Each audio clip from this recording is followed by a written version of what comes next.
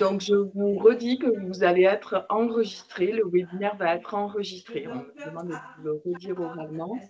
Et donc, le lien vers ce webinaire sera mis à votre disposition dans le Padlet.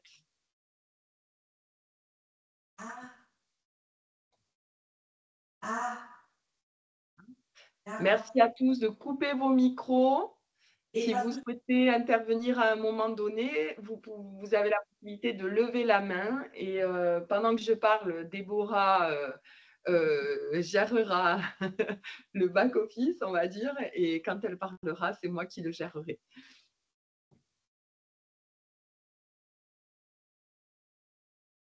J'attends, on va commencer à 10h35.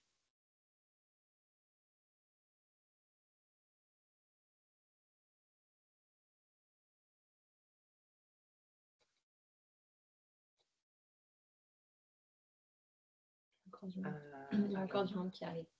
Non.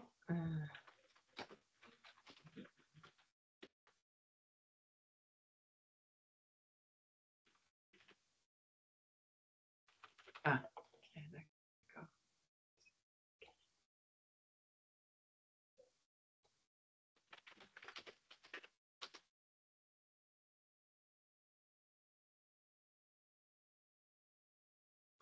Ok. Je vais partager. Mhm.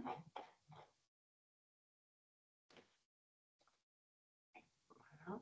Ah, comment je fais? Je dois le partager d'abord. Oui, il faut partager d'abord. Non, il faut que tu partages ton Teams. Ouais.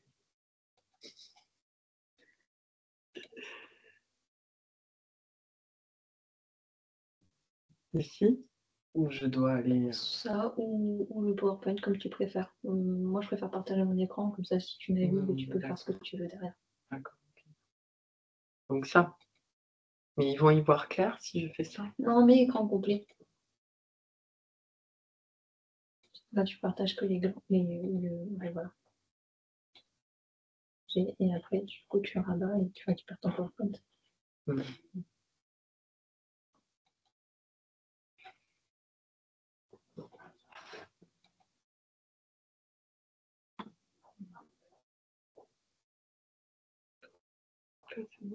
On a 50 personnes. Ok, très bien. Dans 1 minute, on va commencer. Est-ce que vous m'entendez toujours? Oui. Super. Il y a quelqu'un qui lève la main. Oui. Qui lève la main? Ah, bon, la main est partie.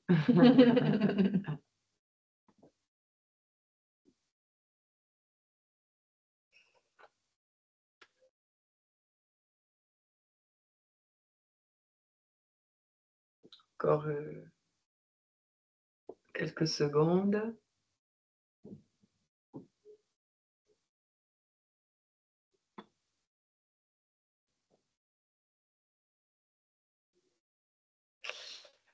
Voilà, donc nous allons Déborah Pinter qui est... tu peux te présenter peut-être, Déborah? Je pense qu'il ne nous voit plus. Non, il ne voit plus. Je suis Déborah Pinter au service des aides financières collectives. Je suis la référente technique des services d'aide financière collective.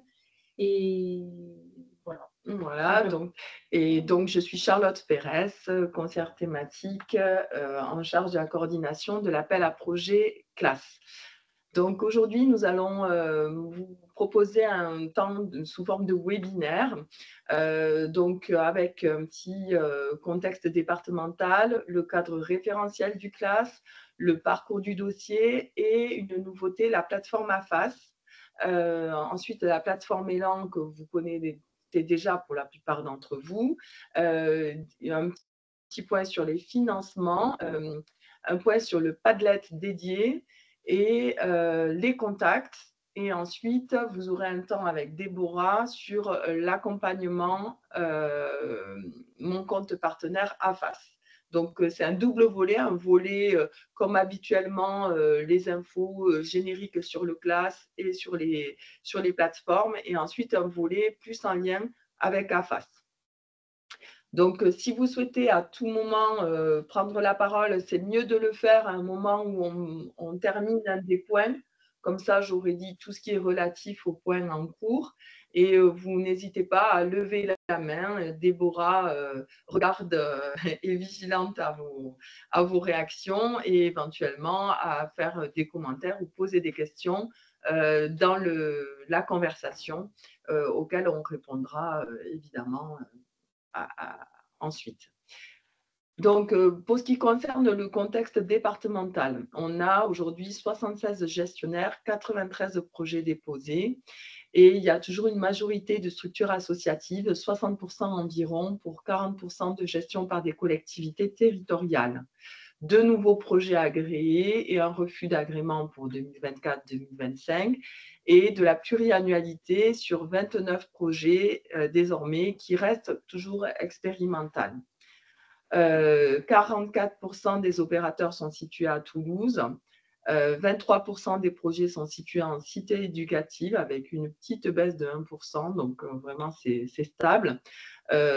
Quasiment 22% en réseau d'éducation prioritaire, 7,69% en zone de revitalisation rurale et 29,67% sont situés en quartier prioritaire de la ville. On a une stabilisation du nombre d'enfants pris en charge, environ 6 228 enfants pris en charge, après une baisse de 5% l'année dernière, donc ça se stabilise, et une stabilisation également du nombre de collectifs avec 604 collectifs et une moyenne de 10,31 enfants par collectif.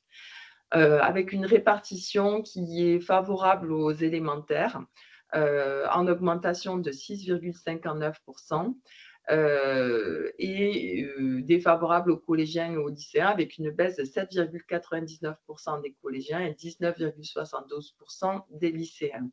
Et une enveloppe globale toujours autour des 1,7 million d'euros. Voilà pour le contexte départemental. La commission départementale a évolué déjà depuis l'année dernière à la lumière de l'évolution réglementaire du schéma départemental des services aux familles. Donc, elle est composée de la Caisse d'allocation familiale de la Haute-Garonne, la préfecture de la Haute-Garonne, le service départemental de la jeunesse, de l'engagement des sports de la Haute-Garonne et le conseil départemental de la Haute-Garonne. Des comités techniques locaux ont lieu, notamment avec la ville de Toulouse. Donc là, je passe maintenant au cadre référentiel. J'enchaîne, j'avance. N'hésitez pas à intervenir si vous avez besoin. On est sur là des choses qui sont à peu près connues de tous, mais qu'il est bon quand même de rappeler chaque année. Donc, le CLAS, c'est une ambition, c'est accompagner les parents dans l'éducation de leurs enfants avec une attention particulière aux périodes de transition, maternelle, élémentaire, collège, lycée.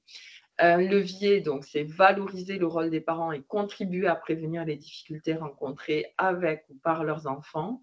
Et un double objectif, donc, à la fois en direction des enfants et des parents pour consolider leur rapport à l'école.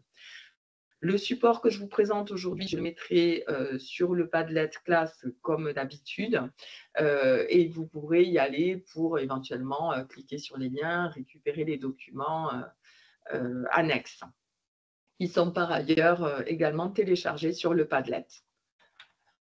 Le référentiel national, donc, c'est s'adresser à un public d'enfants, de jeunes et à leurs parents, donc aux enfants scolarisés du CP jusqu'au lycée, qui ne disposent pas dans leur environnement familial et social de l'appui et des ressources pour s'épanouir et réussir à l'école, et pour lesquels un besoin a été repéré en concertation avec les établissements scolaires. Tu veux intervenir ? Il y a une question, je ne sais pas si tu veux y répondre. Comment le compte est-il fait pour une structure en réseau cité éducative, QPV et REP? REP. En fait, quand vous déposez votre projet sur Élan, vous devez cocher si votre projet est en cité éducative, en QPV, en REP. Et du coup, moi, en fait, c'est à partir d'export de vos projets déposés sur Élan que je peux quantifier le nombre de projets déposés en cité éducative, QPV et REP. J'espère avoir répondu à votre question. Ensuite, s'inscrire, donc le deuxième point saillant du référentiel national, c'est s'inscrire dans une dynamique collective. Donc, un collectif d'enfants est constitué de 8 à 12 enfants maximum et il se réunit durant toute l'année scolaire dans un même lieu accessible aux parents.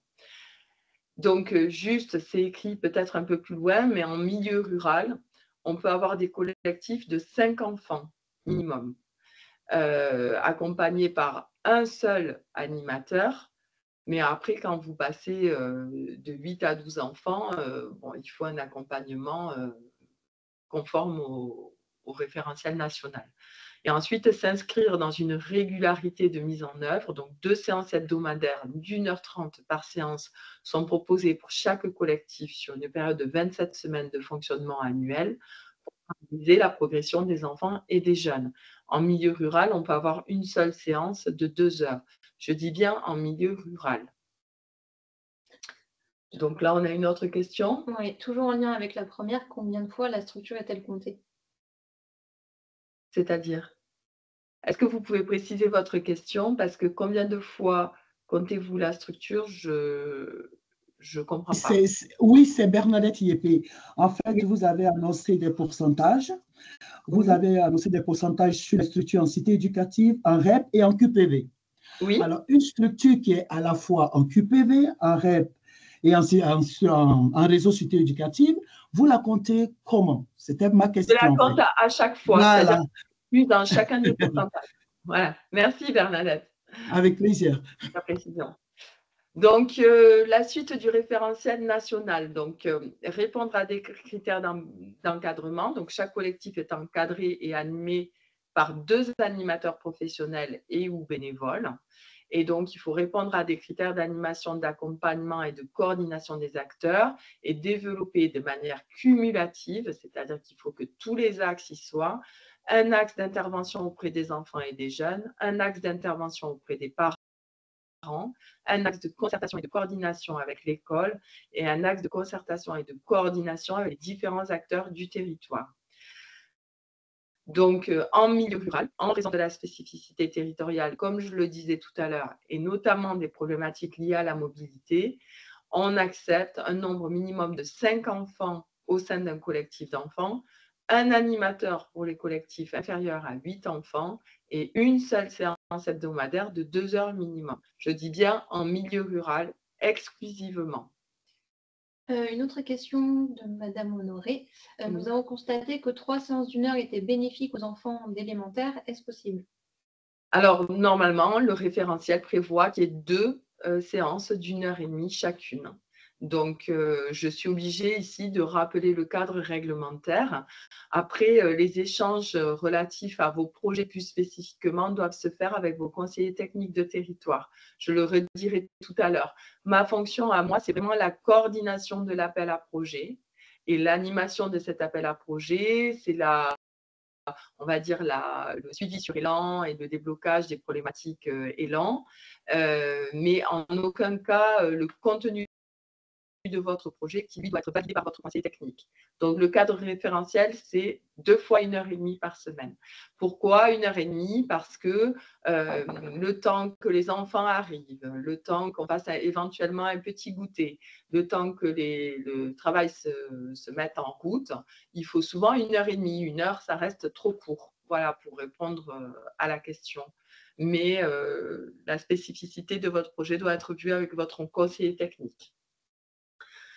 Ensuite, donc, l'axe d'intervention auprès des enfants et des jeunes. Donc, il y a un objectif qui est encourager l'autonomie des enfants et des jeunes, favoriser leur apprentissage de la vie collective, valoriser leurs acquis et leurs compétences, promouvoir leur apprentissage de la citoyenneté et leur permettre d'acquérir des méthodologies pour mieux appréhender le travail scolaire. Les actions obligatoires, c'est fournir aux enfants et aux jeunes un appui et une méthodologie au travail scolaire, leur permettre d'élargir leur centre d'intérêt en mobilisant les ressources locales, les bibliothèques, les médiathèques, leur permettre d'élargir leur centre d'intérêt en développant leur capacité de vie collective, mettre en valeur leurs compétences en valorisant l'entraide au sein du groupe classe et organiser un suivi régulier des présences des enfants, par exemple la mise en place de cahiers de présence et ou de fiches individuelles de suivi. Donc, j'insiste sur ce point parce que donc, des contrôles du classe ont lieu maintenant fréquemment et donc on va vous demander la justification des bénévoles, des salariés animateurs sur chacune des séances et la justification des enfants présents sur chacune des séances. Donc, c'est vraiment important qu'il y ait un suivi qui soit organisé avec peut-être aussi conserver dans votre dossier les comptes rendus des comités de pilotage, les comptes rendus des animations dédiées plus spécifiquement aux parents, toutes les pièces que vous pourrez additionner à vos dossiers et qui justifieront de votre action. Il y avait une autre intervention? Non. Donc, je continue. Donc, l'axe d'intervention auprès des enfants et des jeunes fait l'objet d'une bonification. Les critères d'attribution du bonus enfant ont un petit peu évolué. Donc, il y a une obligation qui est que l'action de classe porte un projet socio-éducatif structuré, organisé sur l'année scolaire à destination des enfants et des jeunes. Et il faut au moins un des 3 critères suivants, soit l'achat de matériel pédagogique spécifique, soit la mobilisation d'intervenants extérieurs qui génèrent un coût supplémentaire à l'action, soit des dépenses engagées, notamment pour l'organisation de sorties culturelles. Ensuite, l'axe d'intervention auprès des parents. Donc, il a pour objectif de renforcer les compétences des parents en leur donnant les clés de compréhension et les outils nécessaires pour mieux suivre le travail de leurs enfants, les doter d'une meilleure connaissance de l'école et les familiariser avec un vocabulaire et des activités de type scolaire, les associer aux côtés de leurs enfants ou jeunes à la découverte des ressources du territoire sur lequel ils vivent. Par exemple, l'organisation de visites culturelles. Les actions obligatoires. C'est organiser des temps d'information sur les objectifs et le contenu des actions classes au moment de l'inscription des enfants, mettre en place des temps de convivialité enfants-parents, informer et accompagner les parents dans leur compréhension des codes de l'école, orienter les parents vers d'autres partenaires du territoire, par exemple les acteurs du soutien à la parentalité, et associer les parents à l'accompagnement proposé à leur enfant par des échanges informels réguliers. Donc, l'axe d'intervention auprès des parents fait également l'objet d'une bonification. Donc, en termes de critères obligatoires, l'action doit porter un projet spécifique d'accompagnement des parents des enfants du classe organisé sur l'année scolaire. Et il faut au moins un des 3 critères. L'action d'accompagnement des parents mobilise des intervenants extérieurs qui génèrent un coût supplémentaire à l'action. Des actions spécifiques d'accompagnement des parents sont mises en place. Accès aux droits en lien avec la scolarité, orientation, numérique. Et l'action classe cible un public allophone, illettrisme et AEF. Là, j'ai un tout petit doute sur ce point-là, excusez-moi, je vous le reconfirmerai parce qu'il me semble que les axes d'intervention auprès des parents doivent aussi désormais faire l'objet de facturation. Donc, je vais le vérifier quand Déborah vous parlera du volet AFAS et je vous le mettrai dans notre conversation. Le cas échéant, je modifierai cette slide. L'axe de concertation et coordination avec l'école. Donc, les objectifs, c'est inscrire l'accompagnement des enfants et des parents en cohérence avec le projet école et les attendus de l'éducation nationale. Poursuivre des objectifs partagés avec les établissements scolaires. Organiser une complémentarité des interventions entre l'école, le classe et la famille dans le cadre d'une communauté éducative. Les actions obligatoires, c'est établir des relations avec les directeurs d'établissement, les conseillers principaux d'éducation, les enseignants, établir une collaboration avec les équipes éducatives pour l'orientation des enfants vers le classe, puisque je le redis, c'est l'école qui doit être prescriptrice, et organiser une réunion de concertation avec les équipes éducatives en amont de la mise en place du projet et lors du bilan. Donc là, pour continuer sur cet axe de concertation et coordination avec l'école, donc il y a la question des conventions tripartites avec un parcours qui est que l'opérateur classe en fait, a la main sur cette convention. C'est lui qui va la transmettre à l'établissement scolaire, qui va la lui retourner. Il va la transmettre à la collectivité, qui va la lui retourner. Et l'opérateur va la transmettre enfin au JES via l'adresse mail dédiée. Donc, il est très important que ces conventions tripartites soient transmises systématiquement au SDJES. Il y a encore trop de conventions qui ne parviennent pas. Et en fait, on s'aperçoit après a posteriori que c'est souvent quand il y a des problématiques avec l'établissement scolaire ou la collectivité, qu'il y a des blocages. Pas informé de ces blocages, en fait, on ne peut pas vous accompagner pour les faire avancer. Donc, les conventions tripartites sont vraiment indispensables à retourner. C'est le SDJES qui coordonne les conventions tripartites depuis maintenant 2 ans. Donc, vous ne les envoyez pas à la CAF, c'est au SDJES qu'il faut les envoyer. C'est lui qui les réceptionne et qui en établit la liste. Donc, pour ce qui relève de l'école, c'est l'IEN qui doit la signer. Et pour ce qui relève des collèges ou lycées, c'est les chefs d'établissement qui doivent la signer. Une question, les conventions tripartites sont-elles obligatoires avec les établissements scolaires? Oui. Voilà, il y en a plusieurs. Alors, il y a plusieurs questions qui nous parviennent. Vous dites que l'école doit être prescriptrice. Il me semblait qu'étant donné qu'il s'agit d'un dispositif parentalité, la demande pouvait venir des parents ou des services sociaux aussi.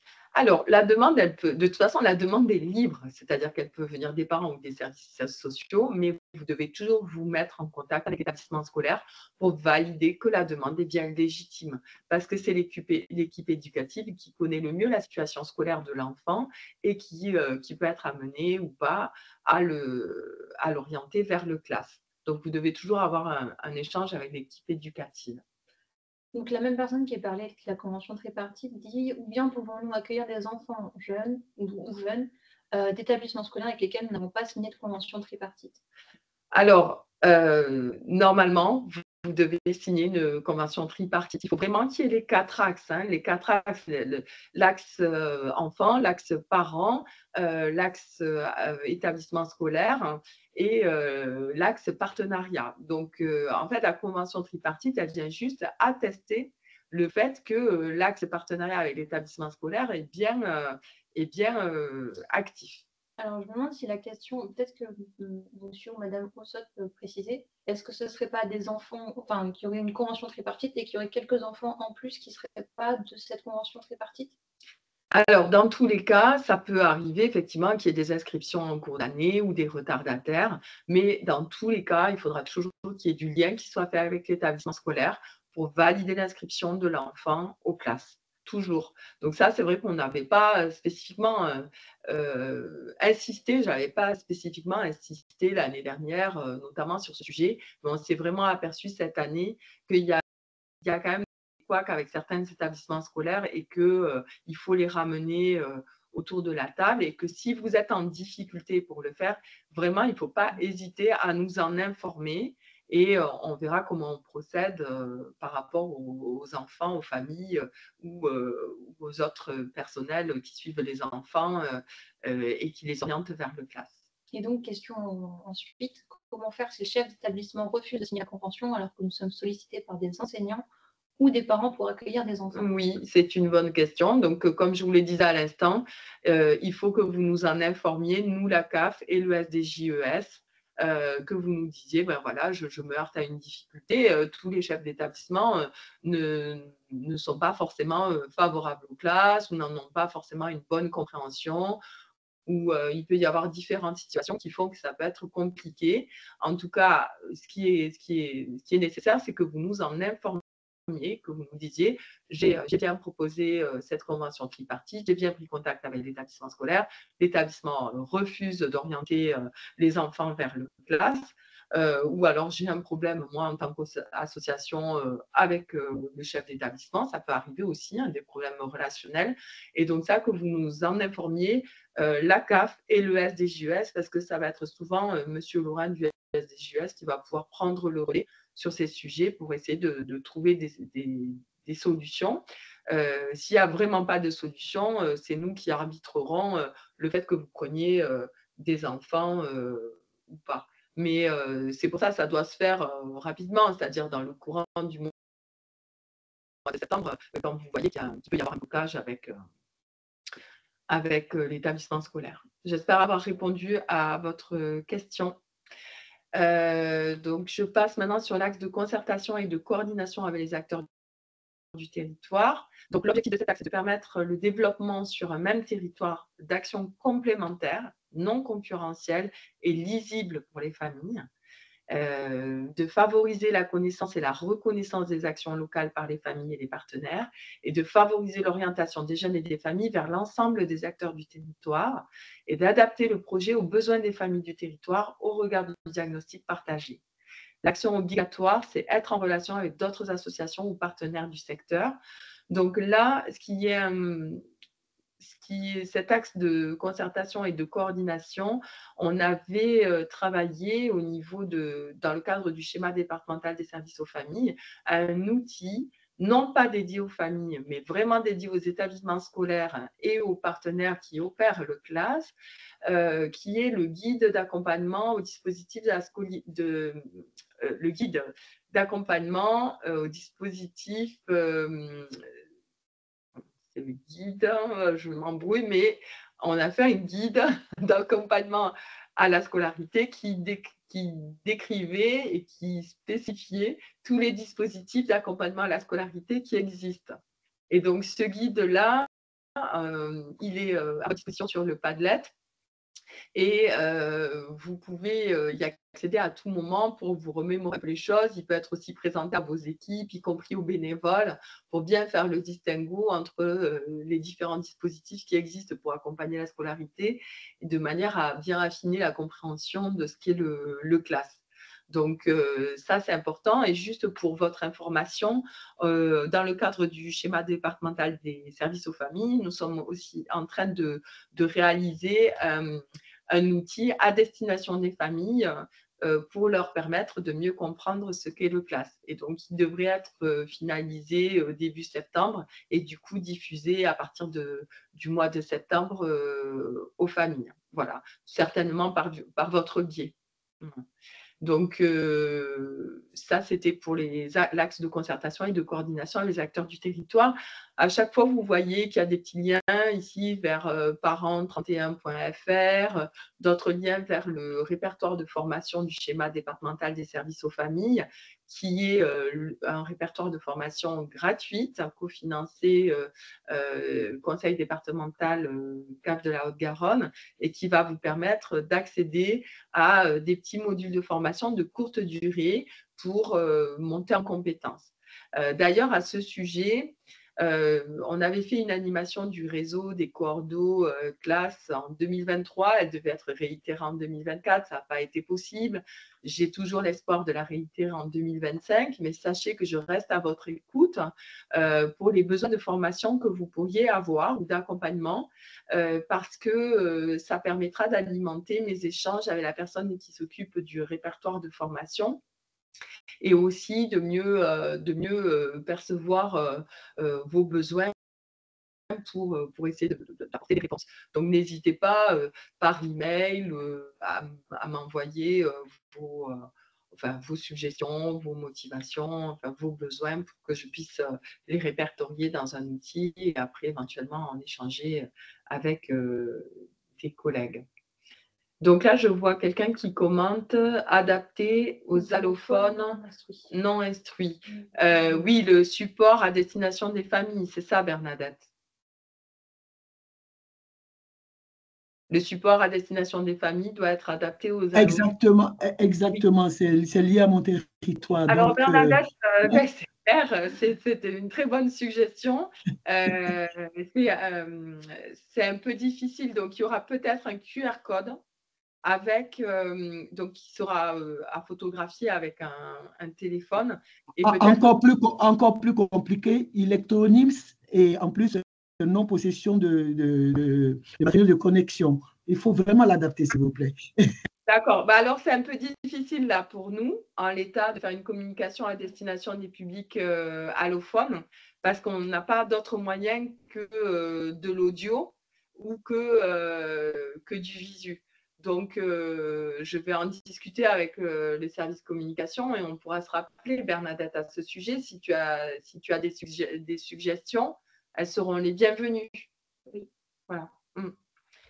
Donc, du coup, le parcours du dossier. Donc, sur ce qui était prévu, c'est que la plateforme Élan ouvre aujourd'hui.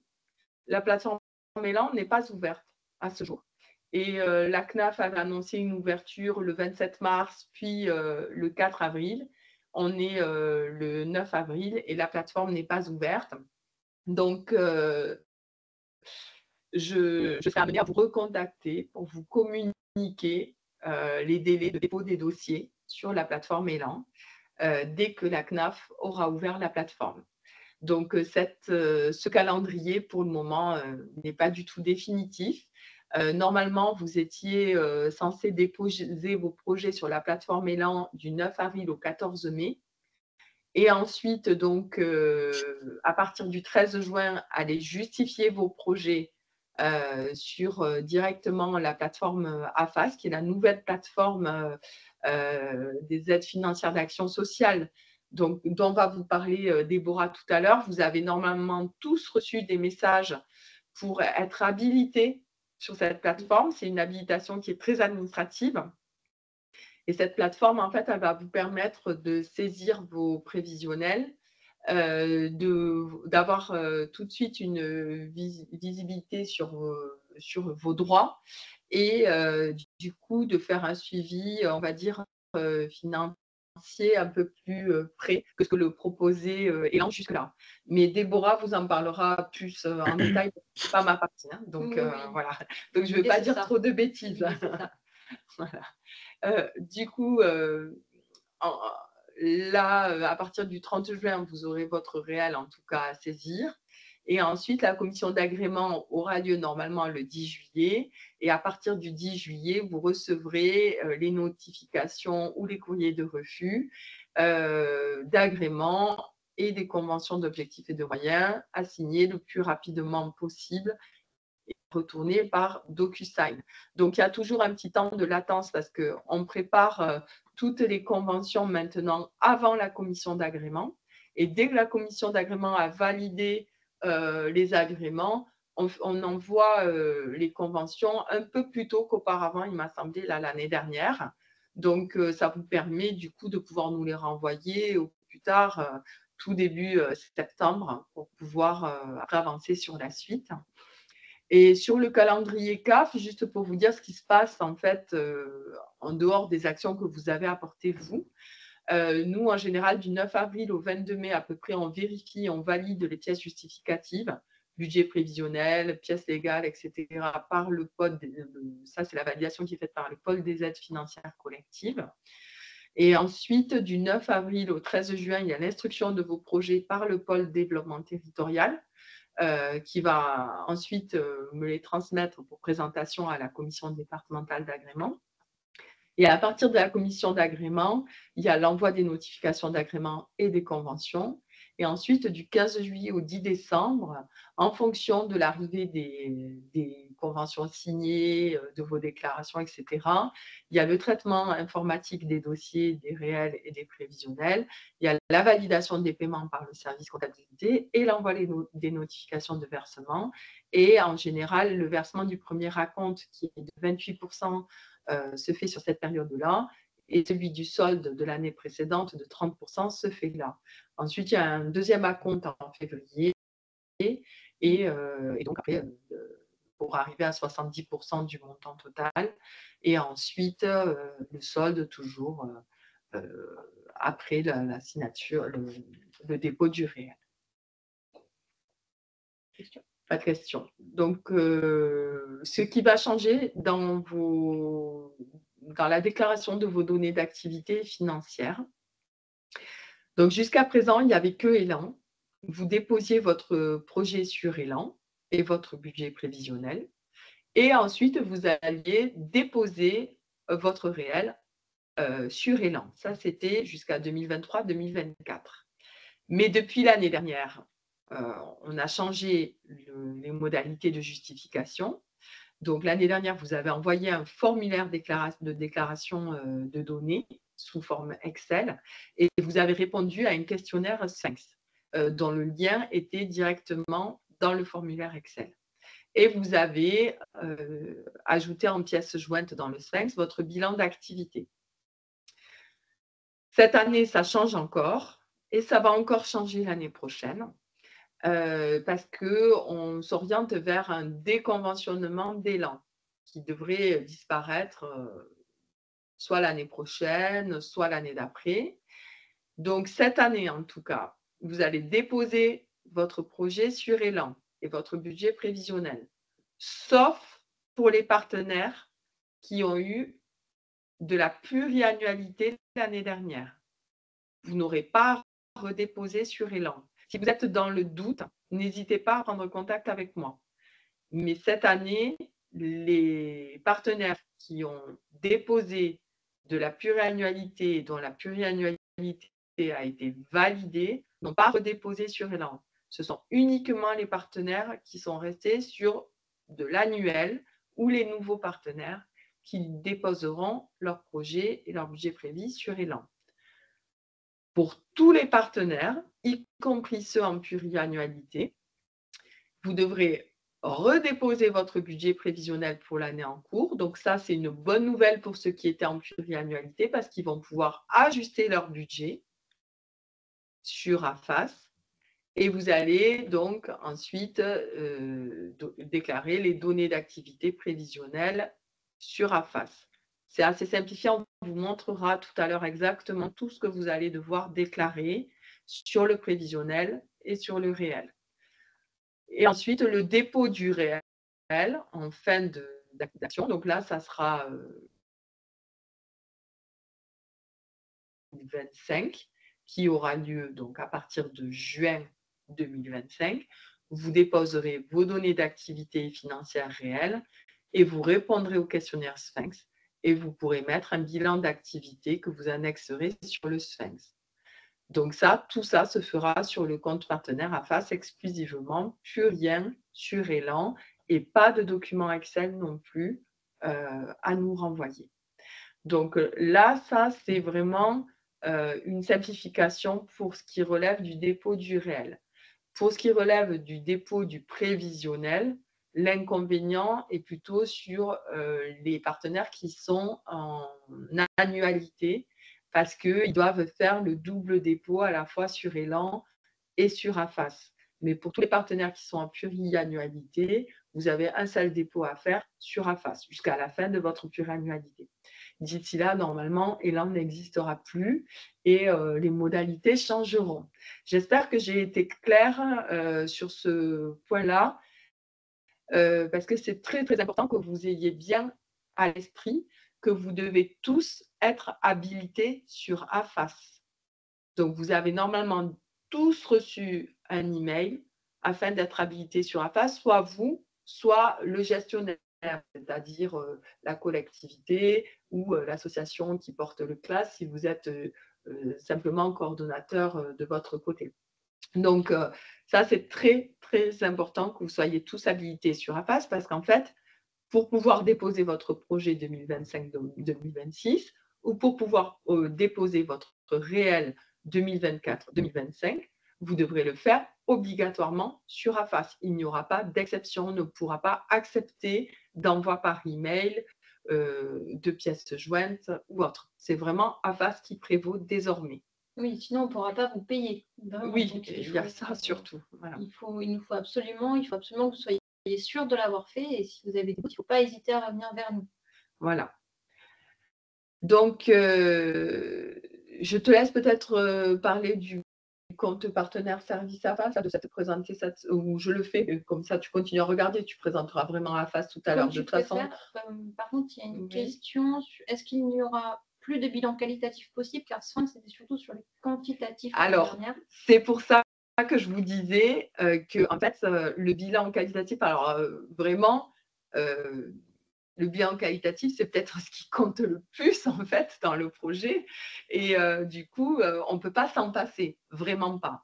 Donc, c'est pour ça, le bilan en fait qualitatif, il peut être annexé au Sphinx. C'est-à-dire que quand vous remplirez le questionnaire Sphinx, dans AFAS, vous aurez un lien vers le questionnaire Sphinx. Quand vous remplirez le questionnaire Sphinx, vous pourrez mettre en pièce jointe votre bilan d'activité, donc votre bilan qualitatif. C'est tout à fait possible. C'est là qu'on vous demande de le mettre. On vous montrera tout à l'heure exactement comment faire. Pour ceux qui seraient un peu perdus ou quoi, le bilan qualitatif, en fait, sa trame, c'est juste la trame des 4 axes, c'est-à-dire comment est-ce que vous avez vraiment déployé votre projet pour chacun des axes, quels sont les écueils que vous avez pu rencontrer, les facilités, comment vous avez trouvé des solutions et qu'est-ce que vous avez mis en œuvre, quel retour les familles vous en ont fait. Voilà, ça va être vraiment ça le volet qualitatif. Alors, sa question était plutôt à l'inverse. L'année dernière, on ne pouvait pas mettre beaucoup de qualitatif qui effectivement est important. Oui, tout à fait. On a informé qu'il y avait un nombre de caractères qui était extrêmement limité. Et donc, c'est toujours le cas. C'est pour ça qu'en fait, en pièce jointe, vous pourrez annexer les documents de la longueur que vous souhaitez. Et si toutefois, il y avait vraiment un blocage informatique, les bilans qualitatifs, vraiment, vous pourrez nous les envoyer par email en les envoyant directement aux aides financières collectives et en me mettant éventuellement en copie. Voilà. Comme ça, on est sûr de les recevoir et de pouvoir en avoir connaissance. Pour répondre à Madame Arnold qui demande si quand on dépose sur AFAS et l'approbateur, si ça peut être la même personne, oui, ça peut être la même personne, sachant qu'AFAS correspond à mon compte partenaire, donc c'est la même chose en fait. Après, on le verra pareil par la suite, oui. Mais vous pouvez avoir plusieurs personnes ou une même personne qui fait tout. Pareil pour Elan et AFAS. Ça peut être les mêmes personnes qui déclarent sur les deux. Voilà. Donc, on vous expliquera vraiment les rôles des approbateurs et tout à l'heure sur AFAS, on vous précisera tous les rôles tout à l'heure pour que ça soit bien clair.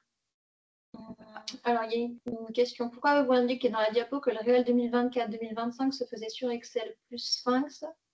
Est-ce ainsi ou sur AFAS? Alors, l'année dernière, en 2024-2025, vous n'avez pas déposé votre réel sur Elan. Ça n'était plus possible de déposer le réel sur Elan. Donc, on vous avait transmis un document Excel à remplir que vous nous avez retourné. Dans ce document Excel, il y avait un lien vers le questionnaire Sphinx. Donc, vous deviez remplir à la fois le document Excel et le questionnaire Sphinx et nous retourner ça. Et donc, du coup, à partir de là, on a calculé votre réel. Donc, ça, c'était pour l'année dernière. Voilà. Mais je pense que ce qui vous induit un petit peu en erreur, c'est le fait que le classe soit à cheval sur 2 années. Donc, 2024-2025, 2025-2026. Pour 2024-2025, c'était vraiment le millésime 2024. C'est toujours la première année, c'est l'année de début de l'action qui fait foi et qui est l'année qui doit être déclarée. Voilà.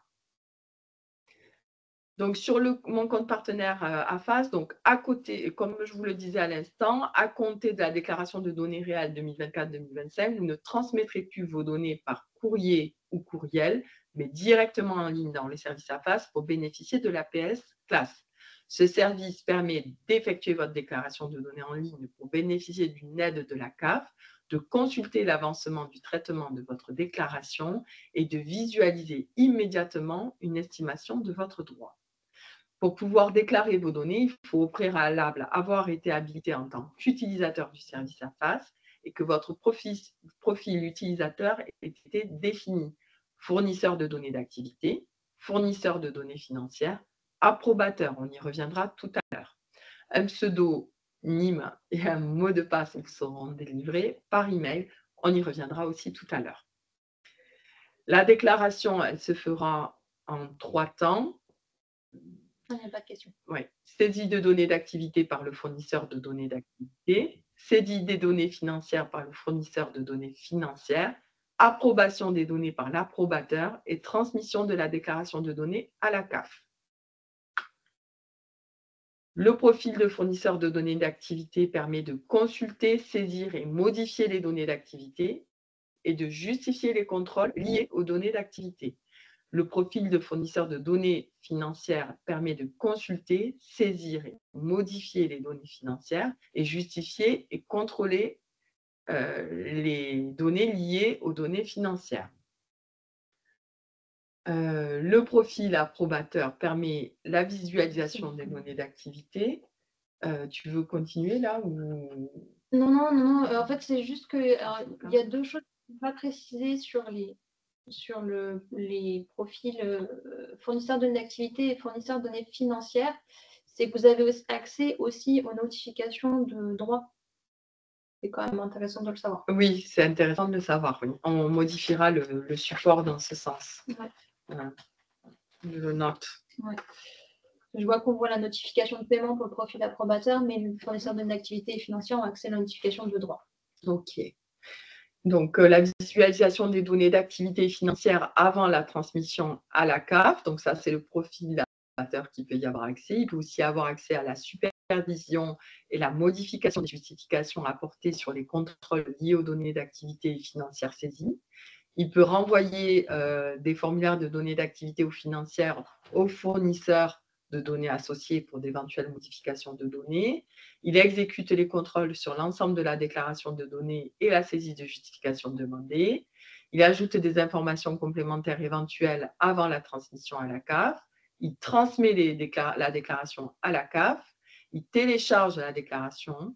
Il consulte la déclaration et en cas de refus de la déclaration de données par la CAF, il peut visualiser le motif de refus affiché, et il peut modifier les données et les justifications associées. Et après traitement par la CAF, il peut avoir accès à la notification de paiement sur son profil. Donc, le profil approbateur, il est essentiel parce qu'il engage vraiment la responsabilité du gestionnaire, personne morale, vis-à-vis des données transmises à la CAF.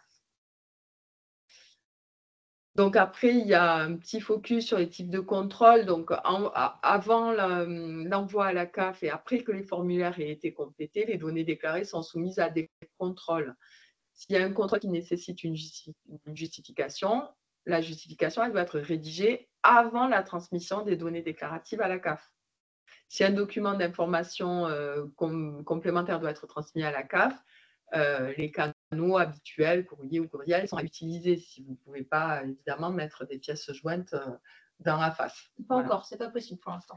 Après avoir saisi et contrôlé chaque formulaire, la déclaration de données est contrôlée dans son ensemble, approuvée et transmise à la CAF par l'approbateur. Et ensuite, il peut y avoir des contrôles de cohérence, donc qui sont opérés de toute façon automatiquement par l'outil sur les déclarations de données. Et s'il y a un contrôle qui est KO, donc vous devez justifier en saisie libre les écarts constatés. Donc peut-être que ça ne vous parle pas là comme ça, mais quand vous y serez confronté, vous pourrez reprendre ce document et vous dépatouiller. Oui, puis on le verra tout à l'heure sur la partie à face. On le voit sur mon compte partenaire, on voit une partie des éléments, donc comme ça vous verrez le visuel pratique. Voilà. Donc, la plateforme Elan, donc là, il y a un petit rappel des liens utiles pour accéder au compte usager, pour accéder au guide des usagers Elan, pour accéder aux fiches techniques du guide. Donc, normalement, le dépôt des dossiers devait se faire entre le 9 avril et le 14 mai. Vous l'avez compris, je vous renverrai le calendrier dès que la plateforme sera ouverte. Il y a une seule campagne classe dans Elan, hein. Ça fait plusieurs années que c'est le cas, mais je le redis. Et la justification de l'action aura lieu désormais dans AFAS et plus dans Elan, puisque, comme je vous le disais tout à l'heure, on s'oriente petit à petit vers un déconventionnement d'Elan. Donc, ce qui va simplifier normalement un peu les choses, on l'espère, chaque année. Hein. Voilà. Ensuite, donc sur la plateforme Elan, donc on va animer avec Déborah 2 ateliers, un le 29 avril de 10h à 11h et un le 12 avril de 14h à 15h. Je vous avais envoyé dans le mail d'invitation à ce temps-là de webinaire les liens pour vous inscrire. J'ai vu qu'il y avait déjà des inscrits. Sachez que ces ateliers, donc ils sont libres, ils sont décontractés. On peut y aborder les questions de plateforme Elan, éventuellement du droit, du calcul du droit, les questions un peu techniques autour de AFAS. Mais en revanche, on ne peut pas ici intervenir sur une appréciation de vos projets. C'est-à-dire que ce sont vraiment les conseillers techniques de territoire qui sont vos interlocuteurs privilégiés sur la question de votre projet classe. Moi, je vais pouvoir vous rappeler la réglementation, par exemple. Je vais pouvoir faire un soutien sur Élan et Déborah. Je peux faire un soutien sur mon compte partenaire, il n'y aura pas de souci. Voilà. Par contre, on me dit que c'est le 12 mai, parce que c'est pas le samedi 12 avril. 12 mai, exact. Ouais. Erreur. Oui, c'est une faute de frappe. Oui, faute de frappe. 12 mai. C'est bien le 12 mai. Voilà. Et il y a madame Kilfi qui levait la main, mais c'est peut-être pour la même question, je vois que la main est baissée. Voilà. Donc, je vais quand même juste vérifier que c'est bien le 12 mai. Je crois que oui.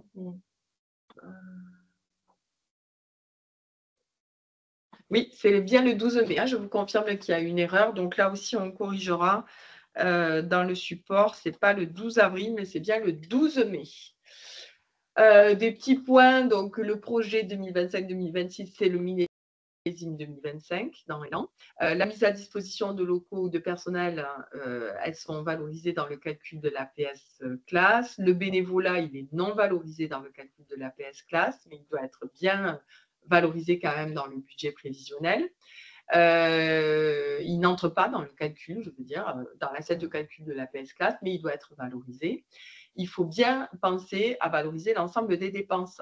Vous êtes encore nombreux à oublier d'intégrer les frais de déplacement, de formation, l'achat de matériel, les fluides, les frais administratifs, etc., toutes les prestations. Quand même, j'attire juste votre attention sur le fait que si vous êtes gestionnaire d'une classe, mais que la salle vous appartient, etc., il n'y a pas de mise à disposition de salle, en fait. Là, vous allez compter juste le coût des fluides et les coûts inhérents à la salle. Ensuite, ne pas valoriser des charges de personnel déjà valorisées par ailleurs, PSA, LSH, coordination enfance-jeunesse, PSAGC, ACF, etc. Il faut proratiser les temps de travail à valoriser dans chaque dispositif. Sachez qu'il y a de la transversalité avec le conseil départemental, le SDJES, la préfecture, sur des personnels qui sont déjà financés par d'autres biais que par la PS Classe. Donc, pensez bien à proratiser les temps de travail et à les valoriser dans les dispositifs. Si vous avez une personne qui est à 3/4 temps sur un dispositif financé par le SDJES et qui consacre un quart de son temps aux classes, c'est uniquement le quart de son temps et pas l'intégralité de son salaire qu'il faut aller valoriser dans le budget. Donc, désormais, vous l'avez compris, je vous l'ai dit tout à l'heure, une actualisation des budgets est nécessaire au moment de chaque nouveau projet ou de chaque année de pluriannualité. Je vous disais, pour les pluriannualités, jusque-là, on faisait un copier-coller du même budget dans Élan. Donc, c'est toujours le cas, c'est un copier-coller du même budget, mais l'avantage que vous allez avoir, c'est que ce budget, comme vous redéposez votre prévisionnel dans AFAS, vous allez pouvoir l'actualiser chaque année. Donc, je répète, pour ceux qui sont déjà en pluriannualité, vous ne touchez pas Élan. Vous devez simplement déposer votre budget prévisionnel pour l'année 2025-2026 dans AFAS. Pour tous les autres, vous devez à la fois déposer votre projet dans Élan, accompagner du budget ou des budgets prévisionnels, mais qui doivent être tous les mêmes, puisqu'on ne peut pas modifier les budgets d'une année sur l'autre pour la pluriannualité. En revanche, dans AFAS, vous ne déposerez que le budget prévisionnel de la première année, et ainsi de suite chaque année. Donc, le cofinancement est obligatoire pour le classe. Question sur les ateliers. Sont-ils bien destinés aux personnes qui ne connaissent pas Élan ? Oui, peuvent être destinés aux personnes qui ne connaissent pas Élan. Après, en général, ce n'est pas forcément un pas à pas, puisque vous avez des guides en fait, qui vous sont accessibles et qui vous proposent vraiment un pas à pas très détaillé, un accompagnement extrêmement détaillé sur Élan. Mais si vous voulez, par exemple, je peux vous partager un écran, on peut aller voir comment ça se présente, quelles sont les questions qui sont posées dans Élan pour le dépôt de votre projet. Mais par rapport à ça, c'est plutôt, enfin, les ateliers, ils durent que 1 heure. Donc, il faut pouvoir répondre aux questions de tous. Et même quand vous êtes que 4 ou 5 personnes, en général, on utilise quand même l'heure. Il faut quand même vous être préalablement déjà connecté sur la plateforme Élan, avoir déjà vu comment ça se présente et avoir peut-être juste des questions de demande un peu spécifiques, des précisions sur quelque chose ou un blocage sur quelque chose sur lequel on va pouvoir vous aider. Mais après, vraiment, ça ne va pas être un temps où on va vous dire, voilà, de A à Z, comment vous allez devoir remplir Élan. Oui, c'est bon, ça répond à la question. Autre question, est-ce que tu peux répéter la question pour le budget, pour la pluriannualité? Oui. Alors, vous êtes nouvel opérateur ou alors votre pluriannualité est terminée et donc vous devez redéposer un nouveau projet sur Élan. Uniquement dans ces deux cas-là, vous êtes nouvel opérateur ou vous devez redéposer un projet sur Élan parce que votre pluriannualité est terminée. Dans ce cas, sur Élan, vous déposez votre projet et si vous demandez juste un agrément pour un an, vous déposez un budget sur Élan. En revanche, si vous déposez une demande d'agrément pour plusieurs années, vous allez devoir déposer un budget et le dupliquer pour chaque année de pluriannualité que vous demandez. Maintenant, si vous êtes en cours de pluriannualité, c'est-à-dire l'année dernière, vous avez été agréé pour 4 ans de pluriannualité, donc la pluriannualité, elle continue à courir, vous n'avez rien à faire dans Élan. Vous devez juste déposer un budget prévisionnel pour l'année 2025-2026 dans AFAS. Qui lui est à jour. Qui lui correspond à votre vrai prévisionnel à jour. Voilà.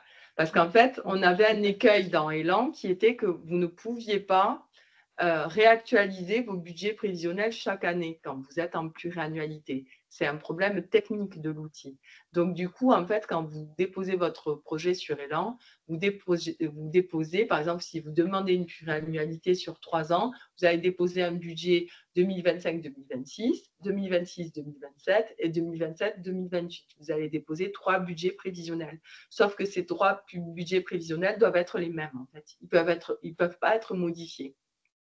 Et ça, c'était un écueil qu'on avait. Donc, du coup, d'une année sur l'autre, parce que ça évolue quand même, le class et les coûts évoluent. En fait, on se retrouvait, par exemple, sur la 3e année, avec un budget prévisionnel qui n'avait plus rien à voir avec le budget réel. Les écarts étaient démentiels et du coup, les contrôles étaient KO, quoi. On voyait qu'il y avait trop d'écarts et on se demandait ce qui se passait. Donc, du coup, c'est pour que cet écueil ne soit plus présent. Maintenant, vous déposez comme auparavant le projet et les budgets prévisionnels pour l'année, si c'est une année, ou pour toutes les années, s'il y a plusieurs années. Le budget, c'est le même en cas de pluriannualité.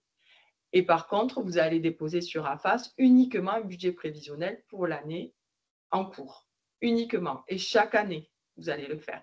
Est-ce que c'est clair ou pas? Parce que c'est très important ce point. De toute façon, vous aurez des relances, hein, mais c'est très clair. Si vous n'avez pas compris ce point-là, vous le comprendrez peut-être tout à l'heure avec la présentation de Déborah. Mais sinon, inscrivez-vous aux ateliers et du coup, on prendra un temps plus tranquille pour pouvoir y répondre. Voilà. Bon. A priori, c'est clair, ça répondu que c'est clair. Voilà. C'est très important que vous sachiez que tous, quelle que soit votre situation, tous, vous allez devoir de toute façon saisir des choses dans AFAS. Donc, je prends les 3 cas. Je refais juste une petite répétition. Vous êtes un nouvel opérateur. Vous vous connectez à Élan, vous déposez votre projet sur Élan, vous déposez votre budget sur Élan. En général, quand on est nouvel opérateur, on ne dépose pas pour de la pluriannualité puisqu'on est en test, on va dire, on expérimente la chose. Et ensuite, vous allez sur AFAS et vous déposez votre budget prévisionnel et votre activité prévisionnelle sur AFAS. Deuxième cas, vous êtes déjà aguerri et vous souhaitez déposer un projet pour demander un agrément pluriannuel sur Élan. C'est-à-dire que ça fait au moins 2 ans que vous faites du class et donc votre class est stable, il est reconnu, vous vous sentez à l'aise le conseiller de territoire valide le fait que vous pouvez déposer en pluriannualité. Donc ça, c'est hyper important de le faire valider par votre conseiller de territoire. Là, vous allez déposer sur Élan votre projet. Vous allez avec une demande en pluriannualité, vous allez déposer sur Élan les budgets pour chacune des années. Ça sera le même budget déposé pour chacune des années. Et vous allez ensuite aller sur Élan pour déposer uniquement le budget prévisionnel 2025-2026 et ensuite déposer un projet plus succinct sur AFAS. Maintenant, le troisième cas, c'est vous avez déjà un agrément pluriannuel donc qui est en cours. Donc, vous n'avez pas besoin de redéposer quoi que ce soit sur Élan. Vous allez directement sur AFAS pour déposer votre budget prévisionnel 2025-2026.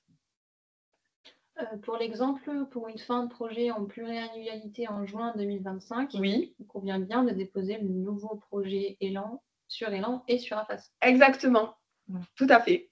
Il convient de redéposer un projet sur Élan, de demander donc la pluriannualité sur Élan et ensuite d'aller déposer votre projet sur AFAS et votre budget prévisionnel sur AFAS, mais uniquement pour l'année en cours. Et je crois que tu as répondu pendant que je copiais-collais les liens du Padlet une nouvelle fois. N'importe quel opérateur classe peut faire une demande de pluriannualité à partir de cette année, oui, avec le conseiller technique. Oui, c'est exactement ça. C'est-à-dire que vous pouvez, là vous l'avez compris en fait, la manière dont les choses sont présentées est faite pour inciter les partenaires à déposer en pluriannualité parce que ça simplifie les démarches administratives. Mais attention, c'est votre conseiller de territoire, votre conseiller technique de territoire qui doit valider le fait que vous pouvez déposer en pluriannualité.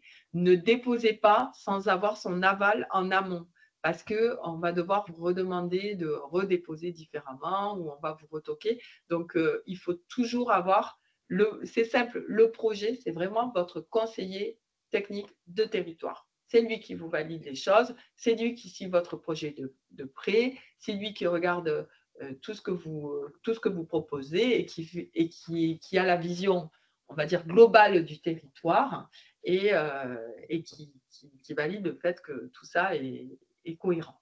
Voilà.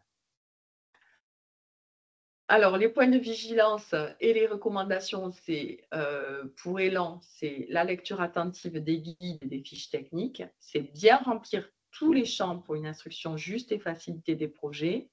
C'est un opérateur pour un dossier Élan, par commune ou par PCI. Donc, tout à l'heure, on a vu qu'il y avait moins d'opérateurs que de projets déposés. C'est normal parce qu'on a certains opérateurs qui vont officier sur des communes différentes. Et on a besoin, nous, d'avoir une visibilité territoriale. Donc, voilà pourquoi c'est un opérateur pour un dossier Élan. Si vous avez un doute, vous vous rapprochez de votre conseiller technique de territoire qui va vous revalider les choses. La pluriannualité, elle est possible, je viens de vous le dire, à échanger en amont avec votre conseiller. Je n'ai pas votre nom. Pour une première année, c'est en déposant le projet sur Élan qu'on pourra déposer la suite qu'on pourra déposer par la suite, le budget sur AFAS. Actuellement, je n'ai aucun accès classe sur AFAS. Oui, tout à fait. Pour les nouveaux opérateurs, donc il est très, très important. Maintenant, là, je vous ai identifié, sauf s'il y en a d'autres qui n'ont pas été invités par mes soins à ce temps-là. Donc, effectivement, on va vous habiliter sur AFAS dans les plus brefs délais. C'est-à-dire que c'est normal que vous ne soyez pas habilité puisque vous n'étiez pas opérateur classe jusque-là.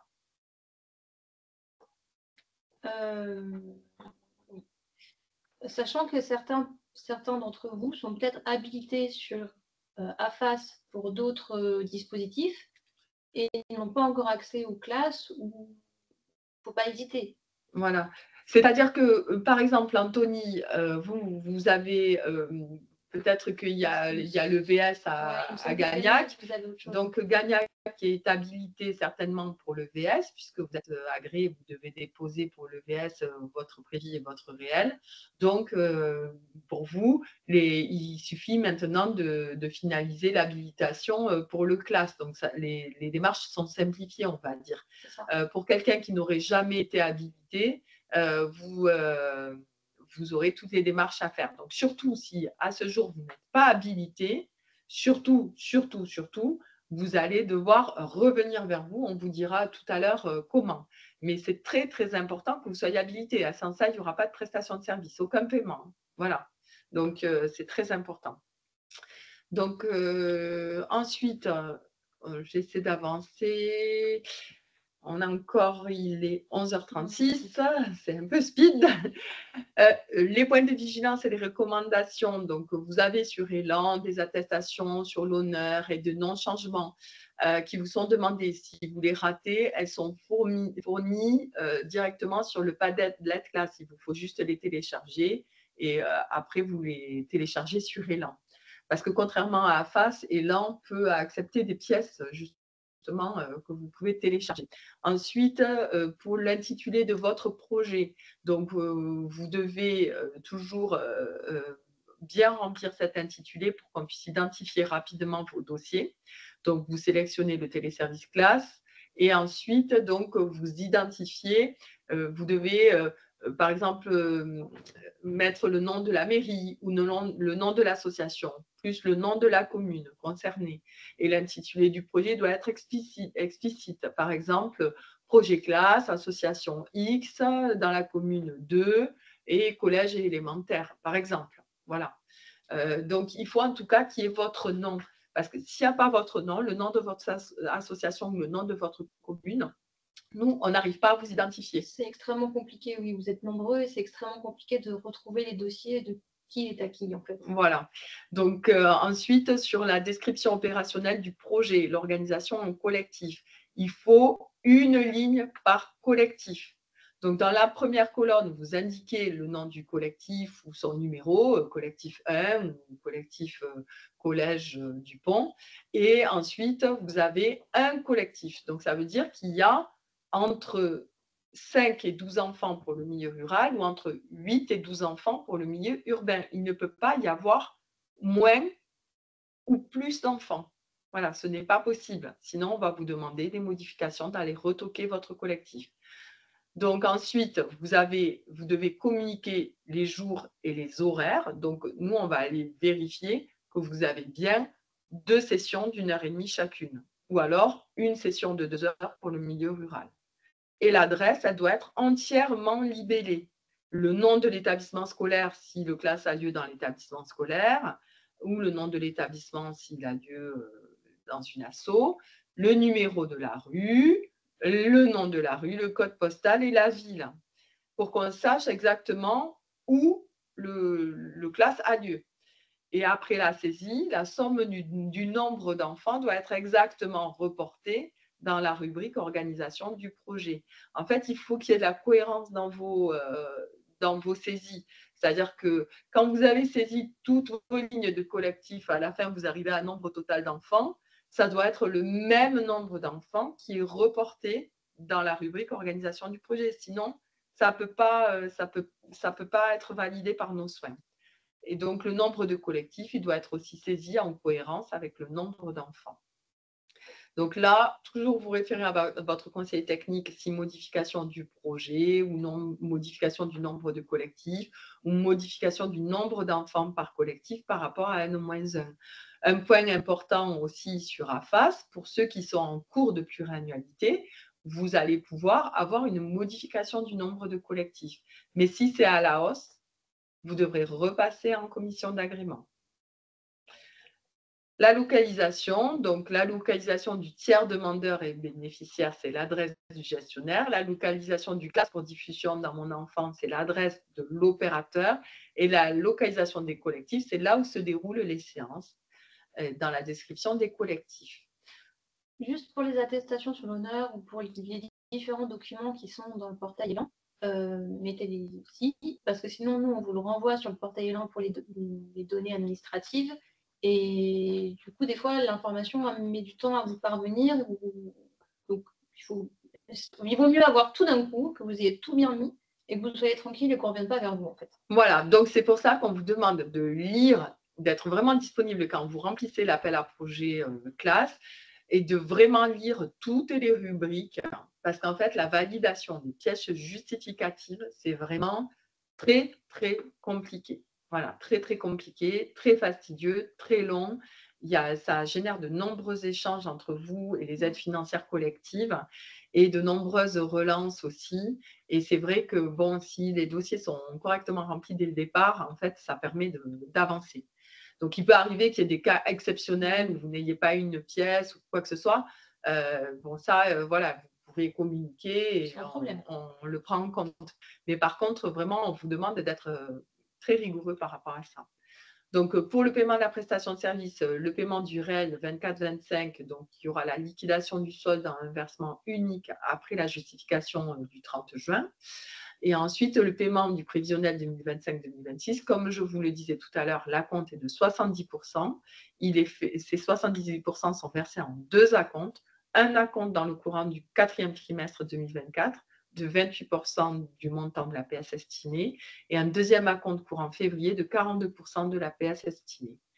Pour ce qui est du calcul du financement de la prestation de service, je ne vais pas rentrer dans le calcul ici parce que ça va générer encore de nombreuses questions. Vous avez là toute la manière de réaliser le calcul. Vous avez les montants à ce jour du barème. Et si vous avez vraiment des difficultés pour calculer la prestation de service, vous vous inscrivez à un atelier et on reprendra ça ensemble.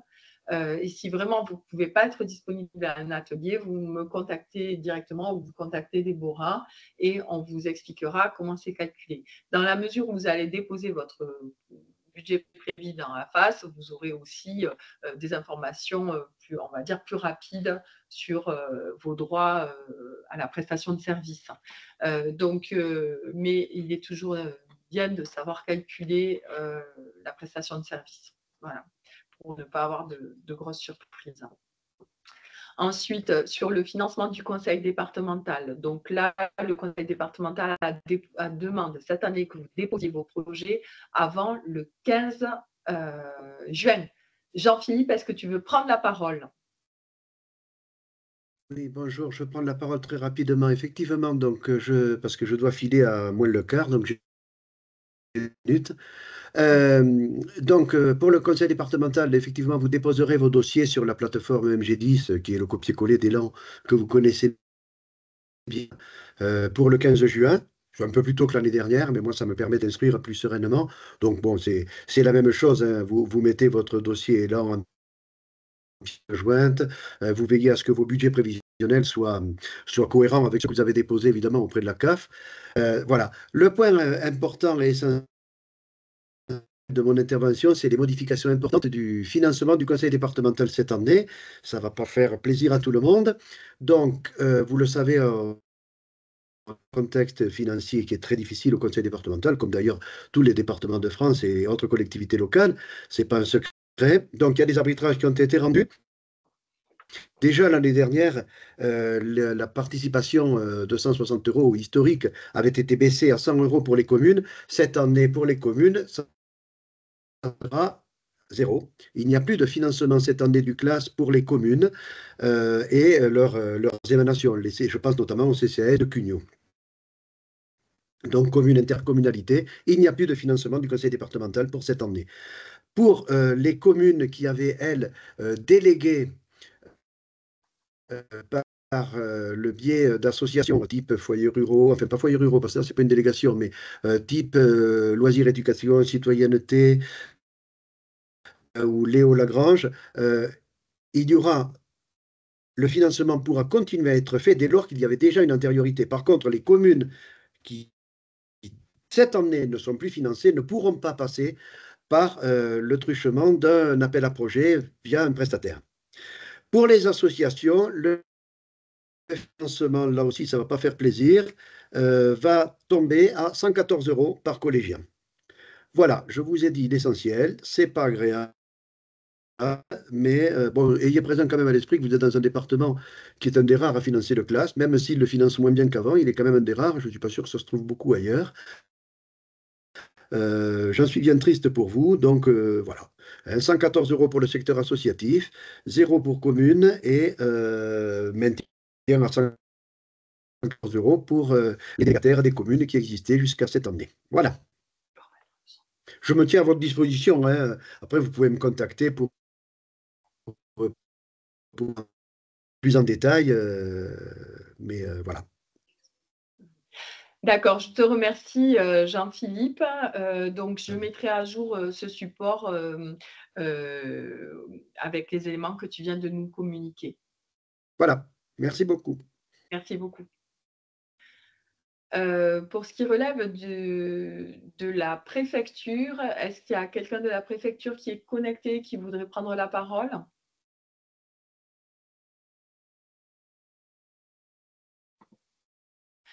Non, visiblement personne. Donc, les modalités de financement, donc c'est une enveloppe dédiée au projet classe, uniquement pour les projets menés en quartier politique de la ville.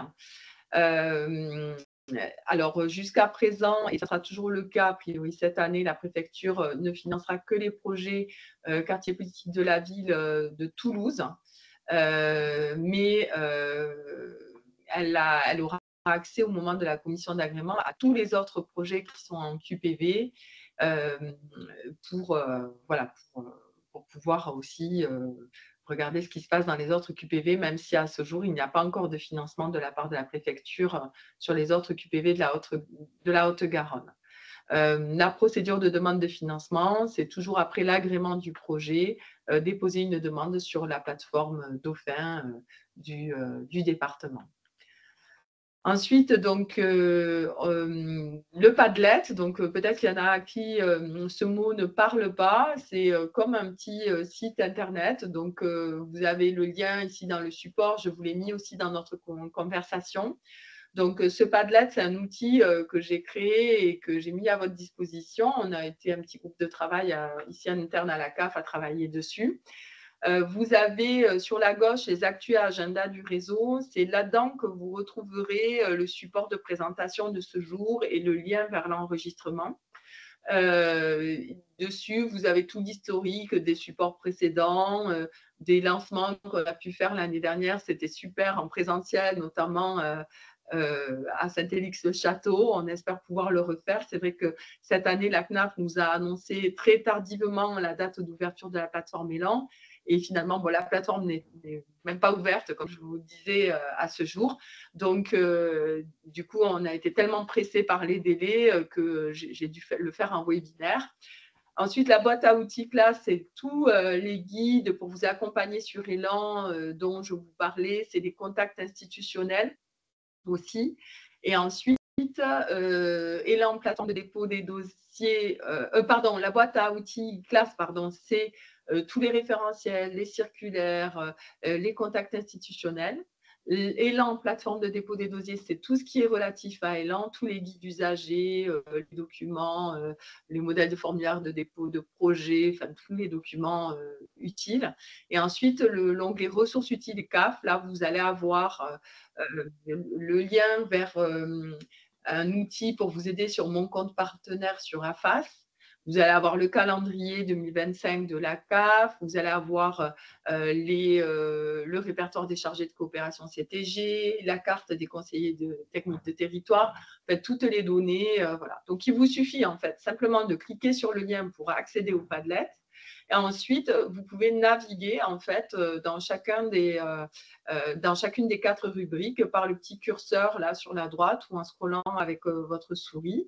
Et il y a des points sur lesquels vous pouvez mettre parfois des commentaires. Alors, sachez que quand vous mettez un commentaire, j'ai aucune notification. Donc, c'est quand j'y retourne, alors des fois, c'est 2 jours après, mais des fois, ça va être 15 jours après, que je vois vos commentaires et que j'y réponds. Donc, si vous avez besoin d'une réponse urgente, surtout, envoyez-moi un email, parce que vous ne l'aurez pas forcément via le Padlet. Donc, pour les contacts institutionnels, vous les avez tous ici. Donc, pour contacter Déborah, ça sera fc@caf31.caf.fr. Pour me contacter, toujours la même adresse. Pour contacter vos conseillers techniques, vous avez le lien vers la carte qui est aussi sur le Padlet. Pour la préfecture, il y a eu du changement.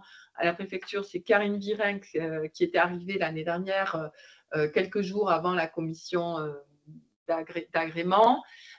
Pour le conseil départemental, toujours Jean-Philippe Vidal. Et pour le service départemental jeunesse, engagement, sport, c'est Frédéric Lorrain, toujours, qui est votre contact. Donc maintenant, je laisse la main à Déborah. On va sûrement déborder un tout petit peu sur l'horaire, mais on veut quand même vous présenter ça. Vous aurez de toute façon les supports à votre disposition, hein. Mais là, c'est vraiment AFAS. Oui, pur et dur. Voilà. Tu veux qu'on switch? Oui, on peut switcher, ouais, tout à fait. Plus facile, techniquement. Du coup, donc pour la partie AFAS, en fait, vous avez des données qui ne devront être déclarées que sur le prévisionnel et des données qui ne seront déclarées que sur la partie réelle. Sachant que la partie réelle est plus complète parce que vous aurez le nombre de collectifs d'enfants, le nombre d'inscrits, le nombre d'enfants inscrits scolarisés, vous aurez tous les éléments là-dedans. Les petits points marquent bien là où c'est pour le prévisionnel, là où c'est pour le réel. Globalement, je pense que le mieux, c'est que vous le lisiez. Après, il n'y a pas de surprise puisque c'est déjà ce qui vous était demandé dans les années précédentes sur les données d'activité. C'est juste présenté différemment. Quand vous vous connectez sur mon compte partenaire, donc vous y rentrez sur le CAF.fr, on vous a mis le lien, vous allez sur la partie professionnelle, le point 1, et vous allez sur mon compte partenaire, là où vous voyez le petit 2. Pour la première connexion, il vous faut votre identifiant, que celui-là, vous le recevez par mail, et ensuite, vous cliquez sur mot de passe oublié. En fait, ça vous permet de définir votre propre mot de passe. Le mot de passe est valable 6 mois. À la fin de ces 6 mois, vous devez faire un nouveau mot de passe. Le mieux, c'est de cliquer sur mot de passe oublié. Ça vous renvoie automatiquement si vous avez oublié votre mot de passe ou si vous êtes à plus de 6 mois, ce qui est souvent le cas avec le classe parce que vous avez une campagne par an, en fait. Hein. Enfin, 2 avec le réel, 1 au réel, 1 au prévisionnel. Donc, vous aurez un nouveau mot de passe à demander. Ça s'envoie automatiquement dans les minutes qui suivent. Par contre, ne cliquez pas sur mot de passe oublié plusieurs fois en 5 minutes parce qu'en fait, vous en aurez 10 000 et il n'y en a aucun qui va marcher parce que vous allez vous coincer en fait tout seul. Il faudra attendre le lendemain sinon pour refaire mot de passe oublié, ce qui est dommage du coup. L'identifiant est unique et par personne. Les adresses mail qui sont demandées sont normalement nominatives par personne, pas pour un groupe de personnes.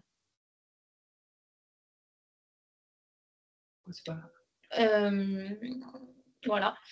Donc normalement, c'est précisé hein, dans les éléments pour mon compte partenaire. Là, on rentre sur la partie mon compte partenaire. Donc, dans mon compte partenaire, on voit qui est identifié. Là, en haut, vous avez le nom et le prénom de la personne. Vous allez sur la partie AFAS. Vous avez l'accueil AFAS, donc je vous ai encadré la partie AFAS. Vous aurez la partie bilan, c'est le Sphinx, c'est ça? Oui, c'est ça. Le Sphinx. Pour l'instant, ce n'est pas accessible, mais vous l'aurez dans un second temps. Oui. Donc ça, c'est pour la partie Sphinx, avec les données qu'on a dit de qualitatives. Oui, c'est ça. Je mélange. Pour la partie déclaration, vraiment données d'activité, données financières, il faut aller dans mes déclarations. Donc là, vous voyez, c'est le petit 1. Ensuite, dans le parti, quand vous faites vos recherches, vous avez les types de déclarations, vous avez le nom de l'activité, vous avez différents éléments. Il faut filtrer le classe et après rechercher. Vous avez les données d'activité. Enfin, déjà, vous avez les millésimes. Vous avez les années 2024, 2025 avec les années. Vous avez le type de déclaration ici, réel ou prévisionnel. Et après, vous avez du coup ce qu'on voit là, la nature d'activité. Quand c'est vert, c'est que c'est fini. Si c'est validé CAF, c'est que c'est validé de notre côté. Quand c'est à saisir, comme ici, vous avez des petits crayons pour entrer, pour dire que vous n'avez encore rien fait, que vous allez pouvoir rentrer dessus. Quand vous cliquez sur les petits points, sur les 3 petits points à la fin, vous avez saisir les données d'activité, saisir les données financières. Donc, on voit bien en haut qu'on est sur la déclaration réelle 2024. Moi, je suis rentrée dans les données d'activité. On voit bien que vous avez le rappel du nombre de collectifs d'enfants qui est conventionné. Et après, vous avez les éléments à saisir ici dans les cases blanches, là pour le réel en l'occurrence, avec les cases blanches. N'hésitez pas à cliquer sur les points d'interrogation. En fait, ça vous donne des informations complémentaires. Ici, par exemple, le nombre de familles différentes inscrites, ça vous affiche que le nombre total de familles, on vous demande le nombre total de familles accueillies au moins une fois dans l'année, quel que soit le nombre de séances réalisées, même si la famille est accueillie sur plusieurs séances, on ne la comptabilise qu'une seule fois. Une question? Oui, il y a une question d'une personne qui n'a pas accès à AFAS et qui dit avoir sollicité nos services afin de créer un nouvel accès auquel elle n'a reçu aucun retour. Donc, elle demande à être aiguillée. Donc, je vais vous demander de nous écrire à Déborah et à moi et on va faire le lien avec le service qui s'occupe des habilitations. Donc, je vous mets dans la conversation les emails auxquels vous pouvez nous écrire et ces emails sont valables pour chacun d'entre vous si vous aviez des problèmes d'habilitation. Oui, parce que sachez que ce n'est pas aux aides financières collectives qu'on habilite directement, c'est un autre service qui s'occupe des habilitations. Souvent, on fait intermédiaire parce que ça permet des fois, enfin, c'est vous nous contactez, nous, parce que c'est nous vous contactez, on est votre premier contact, mais ce n'est pas nous directement qui faisons les habilitations. Donc, des fois, on peut vous aider parce qu'on vous explique ce qui ne marche pas, on peut vous aider, on peut vous guider sur les habilitations. Par contre, quand on est à 0, ce n'est pas nous qui le faisons, donc on fait intermédiaire. Là, pour la partie, on est toujours sur les données d'activité, vous voyez, donc, vous aurez tous les éléments. Je ne vais pas vous les détailler un par un, ça n'aurait pas d'intérêt aujourd'hui. Vous pouvez simplement le lire dans les slides. Quand vous avez les flèches comme ça, alors vous avez un petit ascenseur avec les oui, non. Donc il faut sélectionner oui, non. Tous les éléments sont à compléter et ensuite enregistrer puis continuer. Je vous conseille d'enregistrer avant de continuer pour éviter toute anomalie ou quoi que ce soit. Enregistrer et continuer. Là, on arrive aux éléments où ils vous demandent, ils vous disent donc sur le site qu'il n'y a pas de contrôle à justifier, donc vous n'avez pas de commentaire à faire. Par contre, il y a une alerte parce que là, ce que j'avais saisi, c'était 4 collectifs alors qu'il n'y en a qu'un seul d'engagé à financer. Par principe, c'est pour vous alerter qu'il y a quelque chose qui n'est pas logique. Si c'est normal, si c'est bien ce que vous avez voulu déclarer, vous enregistrez, vous continuez. Si ce n'est pas ça, vous faites précédent et vous retombez sur la page précédente et vous corrigez. Ensuite, quand vous avez saisi vos données d'activité, vous voyez, vous avez une petite coche qui passe en vert et après, vous allez sur les 3 petits points et vous saisissez les données financières. Vous pouvez aussi dès à présent télécharger la déclaration, même si du coup, vous n'aurez pas les données financières. Ensuite, vous avez les données financières à compléter. Donc là, de la même manière, vous avez les points d'interrogation quand vous avez des précisions à apporter. Rien d'étonnant sur vos données financières, c'est les mêmes comptes, les mêmes budgets que ce que vous avez pu compléter jusqu'à maintenant. N'hésitez pas à tout regarder dans le détail si vous voulez en amont d'avoir l'accès sur le portail partenaire. Idem, il faut enregistrer et continuer. Et à la fin, ça vous met pareil, si vous avez un contrôle à justifier, donc à commenter, ou si vous avez une alerte. Ici, par exemple, j'avais saisi complètement au hasard, je me retrouve avec un résultat déficitaire, il m'alerte que j'ai quand même presque 50% de déficit.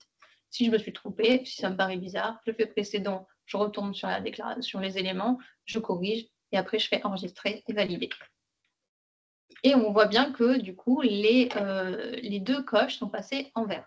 Ensuite, il faut contrôler et transmettre la déclaration. Ça, c'est le rôle de l'approbateur.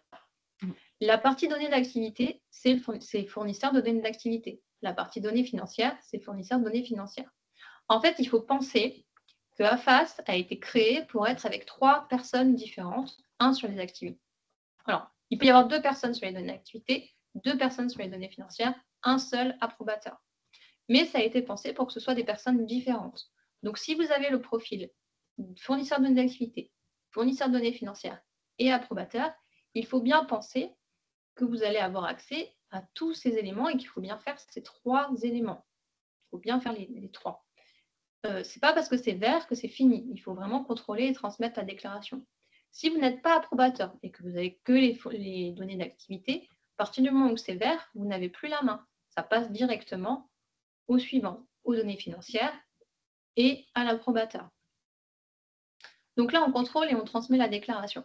Quand vous contrôlez et vous transmettez la déclaration, ça vous rappelle ce qui a été déclaré. Ça vous remet tous les éléments à vous de vérifier et de contrôler du coup. Ensuite, vous pouvez, soit si vous estimez qu'il y a une erreur de la part de vos collègues, renvoyer pour modification pour que les éléments soient de nouveau accessibles. Vous voyez, ça vous dit renvoyer j'avais cliqué sur renvoyer pour modification, on vous dit si vous considérez que les informations saisies pour les données d'activité sont incorrectes, vous renvoyez, vous cliquez renvoyer et donc ça le renvoie. Et ça vous met bien une petite alerte comme quoi il faut y retourner. Parce qu'il est en cours d'approbation, mais il faut y retourner pour corriger les données d'activité. Donc là, la personne qui est fournisseur de données d'activité doit bien retourner sur saisir les données d'activité et ensuite enregistrer, continuer. Idem pour les données financières, donc vous avez renvoyé pour modification ou alors vous continuez et quand vous continuez, vous arrivez sur le contrôle. Là, vous revoyez vous-même les alertes qui ont été vues précédemment sur les données d'activité, les données financières. Donc, vous avez bien, vous aussi, l'alerte. S'il y a quelque chose qui vous paraît bizarre, vous pouvez toujours faire précédent et revenir. Sinon, vous enregistrez, vous continuez. Et à la fin, ça vous estime un montant de financement. J'avais mis n'importe quoi, donc ne soyez pas étonnés, le chiffre, c'est n'importe quoi. Donc, ça vous donne une estimation, tout simplement. Vous pouvez voir la suite. Ensuite, il faut bien que la personne qui est approbateur mette un commentaire si besoin. N'hésitez pas à en mettre un, c'est toujours utile. Et ensuite, vous signez et vous transmettez, vous cochez ici pour signer, pour dire que c'est bien vous qui acceptez, parce que là, il y a votre nom qui dit que j'atteste que les informations saisies par mes collaborateurs et moi-même sont justes et avérées. Et ensuite, vous transmettez. Tant que vous ne cliquez pas sur transmettre à la CAF, nous, on ne reçoit rien. Voilà. Voilà, on a fini pour cette présentation. On vous remercie d'être resté 3 minutes de plus. Je vois qu'il y a une petite question. Pourriez-vous rappeler les 3 profils qui sont utilisateurs de AFAS? Donc, vous avez le fournisseur de données d'activité, qui fournit les données d'activité et qui peut accéder aux notifications de droit. Le fournisseur de données financières, qui fournit les données financières de fait et qui peut aussi avoir accès aux notifications de droit. Et l'approbateur, qui, on l'a vu précédemment, a beaucoup plus d'éléments, mais qui notamment, le but, c'est de contrôler, de vérifier, commenter les contrôles et transmettre la déclaration en définitive. Voilà, et avoir accès aux notifications de droit et paiement. De toute façon, vous retrouvez tout ce détail, tous ces éléments dans le support. Il faut nous laisser juste un tout petit peu de temps parce que comme on a 2-3 petites modifs à faire dans le support, il faut qu'on puisse les faire et que je le poste dans le Padlet. Et de la même façon, le lien vers l'enregistrement de ce webinaire sera également posté dans le Padlet. Si on rencontre des difficultés techniques, on trouvera un moyen de vous transmettre tout ça par email. Comme c'est des documents parfois un peu lourds, c'est plus facile que vous y ayez accès en ligne directement. Je vois d'autres choses. Pour la pluriannualité, faut-il refaire le dossier en cas de reconduction de réduction de jours d'accueil de 3 jours à 2 jours? Bernadette, en tout cas, il faut en informer la conseillère de territoire. Je ne pense pas qu'il faille, si vous êtes en cours de pluriannualité, redéposer encore Élan. AFAS devrait vous poser la question. Je ne sais pas la répondre à ça immédiatement. Sur AFAS, vous pourrez mettre 2 jours au lieu de 3 jours en fait. Enfin, alors, ça ne va pas s'afficher comme ça exactement, mais ça vous mettra votre nombre de jours total. Voilà. Vous pourrez mettre moins. Ça vous fera une alerte comme quoi vous avez mis moins. Ou ça ne vous fera pas d'alerte parce que vous serez en deçà d'un seuil que le portail calcule que je n'ai pas là aujourd'hui. Néanmoins, ça vous met toujours une alerte si vous êtes à plus. Voilà. Merci à tous pour votre présence, votre disponibilité, votre écoute. N'hésitez pas à revenir vers nous. Vous avez nos contacts dans la conversation de cette réunion. Vous les aurez sur le support. Surtout, enregistrez-vous bien le lien pour aller sur le Padlet parce que c'est vraiment votre espace ressources. Et n'hésitez pas à revenir vers vous si besoin. Je vous donnerai le go pour l'ouverture dès qu'on l'aura de la part de la CNAF. Merci à tous pour les actions que vous mettez en œuvre sur les territoires et pour l'accompagnement aux familles. Au revoir, bonne journée. Merci beaucoup, bonne journée. Au revoir, bonne journée. Ciao. Au revoir, bonne journée.